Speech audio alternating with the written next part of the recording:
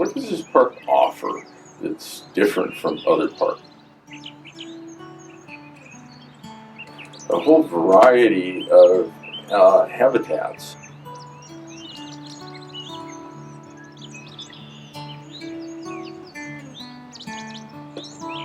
There's a lot of stuff going on there in nature that we have no control over, but we need to just provide a space for it to happen, and it will happen.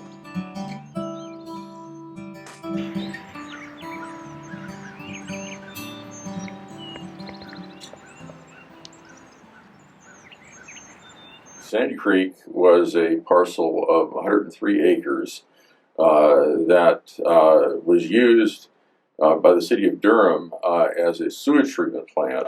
With the passage of the Clean Water Act, it was closed.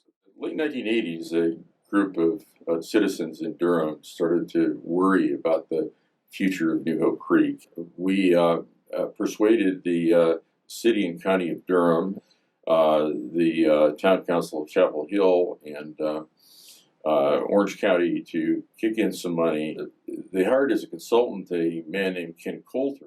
This land, Ken Coulter and other members of the committee managed to persuade the city to create Nature Park and Nature Education Center.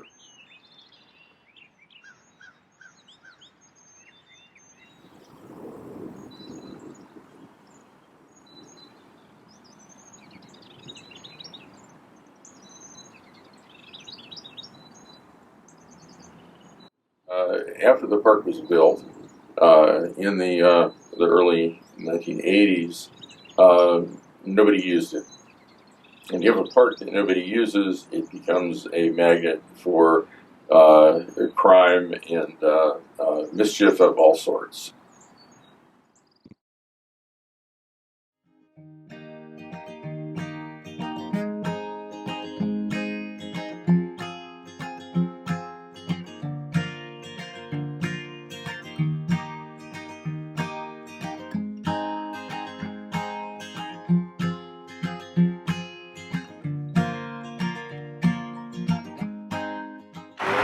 We get a lot of participation from Duke students.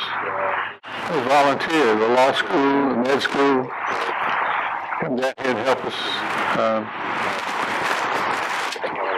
Everything you see here, except the buildings, all the plantings, swaying the bridge, everything's done by volunteers.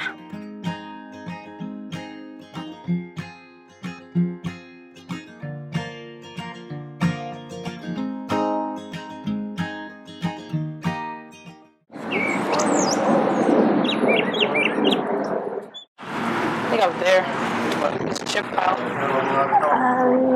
Yeah, the chip pile.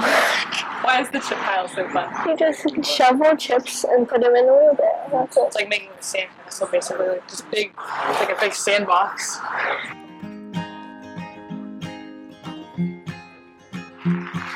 Well, the thing that I like about it is just it's all natural. I don't get me wrong, I don't have anything against children coming out here and playing.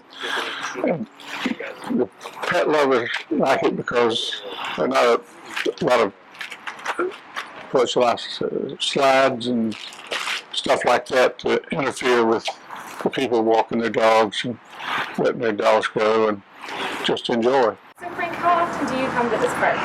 Twice a day. Do you bring your dogs both times? Yes.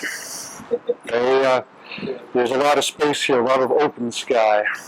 What do your dogs love most about the park? What do they love most about it? That trail right over there, what we call the service road. They find everything up there. It has a very diverse wildlife. That's one of the first things that attracted me to this place. I mean, growing up in Massachusetts, I rarely saw red-tailed hawks or deer more than one at a time every 2 years. But here there's everything, including my new favorite, the great blue heron.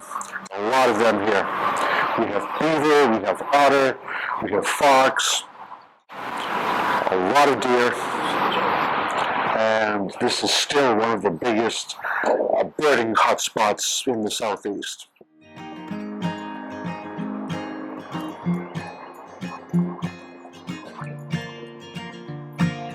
Thank you so much.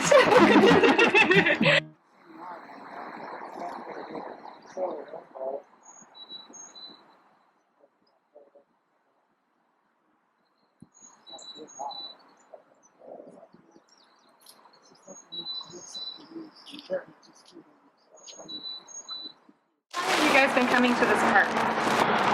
Well, regularly for the 2 years that I've lived here in Durham. Yeah, over 2 years. I don't know exactly how long. What appeals to you about Sandy Creek? It's got good habitat for birds, lakes, streams, open areas, a lot of different habitat. Yeah. How many kinds of birds do you see here on a daily basis? The last couple of days I've been seeing about 31, 32 species a day. Is that pretty good? Well, that's visually and also hearing too. I don't see them all, but about 32 species a day. You saw an immature golden eagle just a little bit ago. Still overhead. And a planetary warbler, bright yellow warbler. It's because it's just the first of many that are going to be coming through as migration proceeds. It's a great blue heron flying in the sky, just above. There it is, above the trees. You'll never get it. It's got a nest over there. There's a nest over there on the top. You don't think of a huge wading bird living high up in the trees, but you can talk over there and see its nest. Great.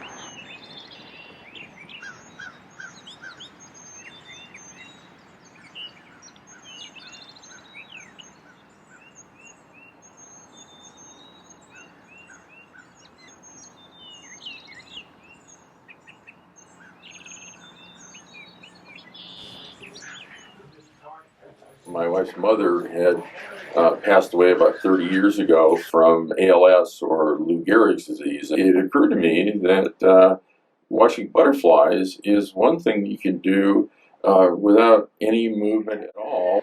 In honor of the butterflies, I have a monarch butterfly festival. We also work closely with the Hispanic community, the Embassy of Mexico in Raleigh, and the Honorary Council of Canada for North Carolina, as well as the Mayor of Durham. They all really made the parallel between the migration of the butterflies and the migration of people throughout the three North American countries. And actually, the monarch butterfly is the symbol of the environmental treaty that's part of the NAFTA Free Trade Agreement and appears on their stationery. And we are now certified nationally as a monarch butterfly way station. Past few years, we've had a large population migrate, hatch, and just flood the place. But that's always an exciting time here. I love the monarchs.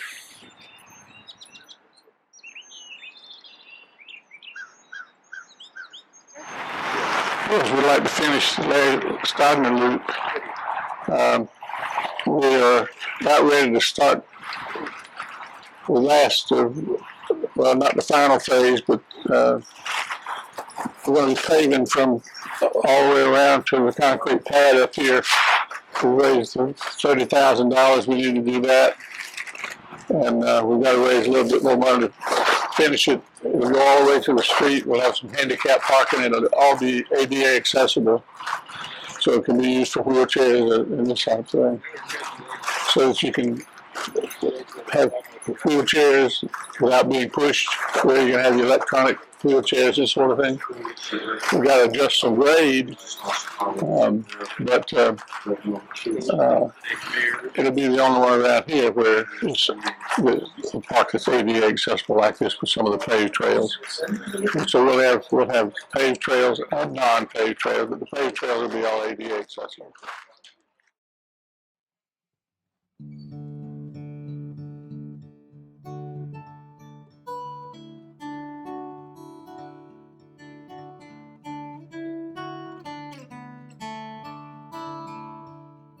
There's a lot of stuff going on there in nature that we have no control over, but we need to just provide a space for it to happen, and it will happen.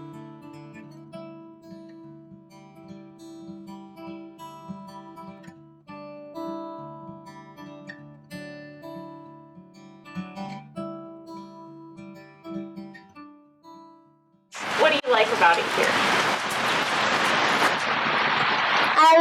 I just like nature a lot, and I like animals. Like I've seen those very few times. I like them. How do you feel when you're out in nature? Happy? Yeah.